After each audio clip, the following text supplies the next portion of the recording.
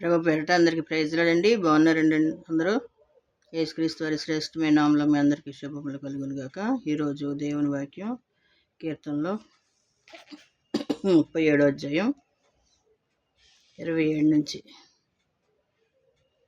కీడు చేయటం మాని మేలు చేయము, అప్పుడు నీవు నిత్యము నిలుచుదువు. ఏలయనగా యెహోవా న్యాయమును ప్రేమించువాడు, ఆయన తన భక్తులను విడవడు. వారెన్నటికీ కాపాడబడుదురు గాని భక్తిహీనుల సంతానము నిర్మూలమగును. నీతిమంతులు భూమిని స్వతంత్రించుకొందురు, వారు దానిలో నిత్యము నివసించెదరు.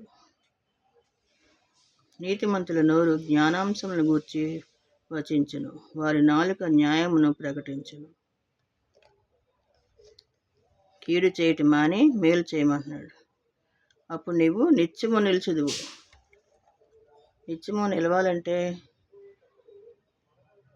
కీడు మానేసి మేలు చేయమంటున్నాడు దేవుడు. నువ్వేది విత్తుతావో అదే కోసుకుంటావు.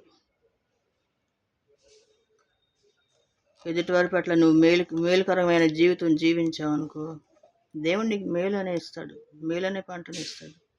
కీడు చేస్తే కీడు అనే పంట ఇస్తాడు. కాబట్టి మేలు చేయాలి. ప్రతి విషయంలో కూడా సమాధానం కలిగి జీవించాలి. ప్రతి ఒక్కరితోటి కీడు చేయకూడదు. కీడు చేస్తే ఏముంది?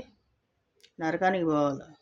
అలాంటి స్థితి లేకుండా ప్రతి ఒక్కరిని కూడా పవిత్రమైన ప్రేమతో పలకరించాలి.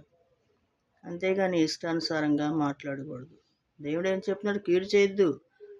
కీడు చేస్తామంటే నాశనమే అని చెప్తున్నాడు. కీడు చేయొద్దు, మేలు చెయ్యి. మేలు చేసి కీడుని విడిచిపెట్టు. అప్పుడు నువ్వు దీవించబడతావు, ఆశీర్వదించబడతావు, నిత్యము జీవిస్తామని చెప్తున్నాడు దేవుడు. కాబట్టి వాక్యాన్ని అర్థం చేసుకుని, కొంతమంది ఇష్టానుసారంగా మాట్లాడుతుంటారు కదా, అట్లాంటి వారు మార్చుకుని దేవునికి ఇష్టంగా జీవించినప్పుడు ఎన్నో ఆశీర్వాదాలు పొందుకుంటారు. దేవుని యందు భయభక్తులు కలిగి జీవించినప్పుడు ఆయన మెండైన ఆశీర్వాదాలు ఇస్తాడు. దేవునికే మహిమ కలుగును గాక. దేవుని కృప మీ అందరికీ తోడే ఉండును గాక. ఆమేన్.